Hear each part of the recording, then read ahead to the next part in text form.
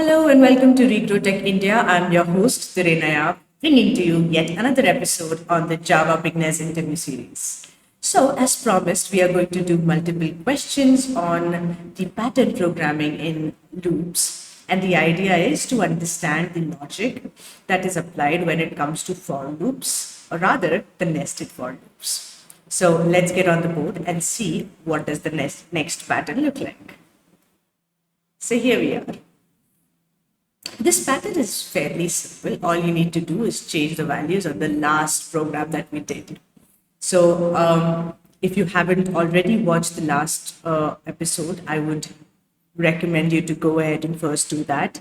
I have explained the dry run of the program very clearly. And not only that, I have also explained the kind of logic that is to be applied typically on a print of, this sort of printing programs.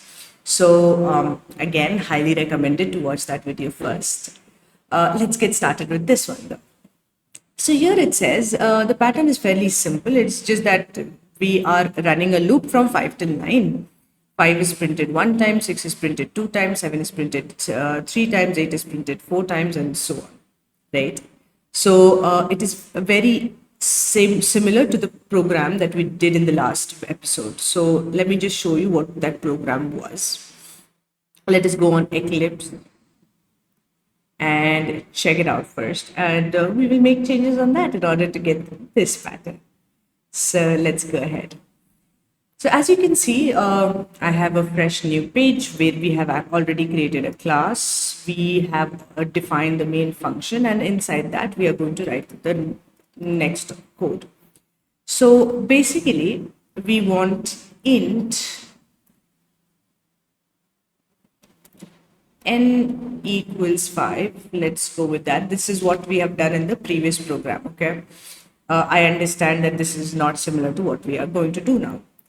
For int I equals 1, I less than equals n, I plus plus.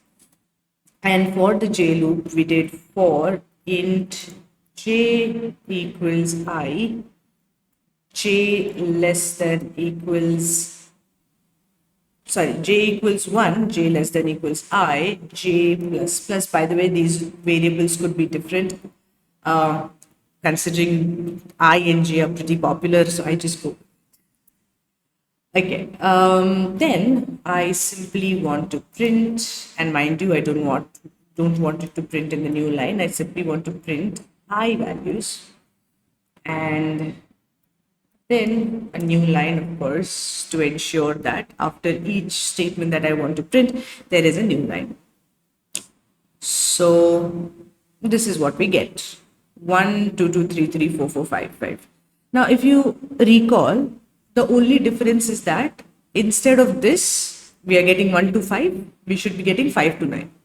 So here, all you need to do is change the starting value of both I and j, 5, 5, and the end value, which is supposed to be n, just change that to 9. Save it. Let's test it. And this is exactly what we will be getting. Okay, now in the last video, I have already explained the dry run, what happens if we go 1 to 5 and what happens if we are printing I.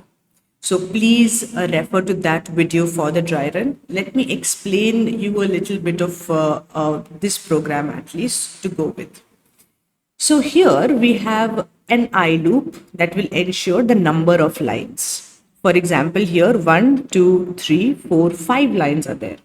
That is because the I loop is going to run for 5 times, from 5 till 9.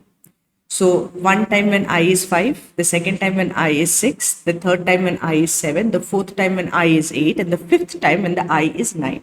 So number of times is 5. It doesn't really matter what the starting and ending value is.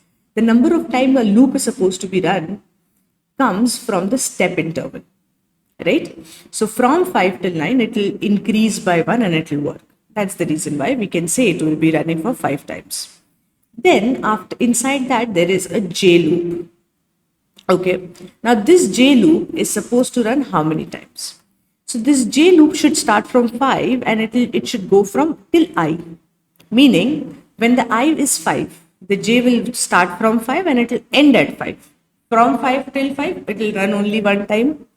When I is 6, j will go from 5 till 6. So from 5, 5 and 6, it will run for 2 times. That is why we are getting 2 values in the second line.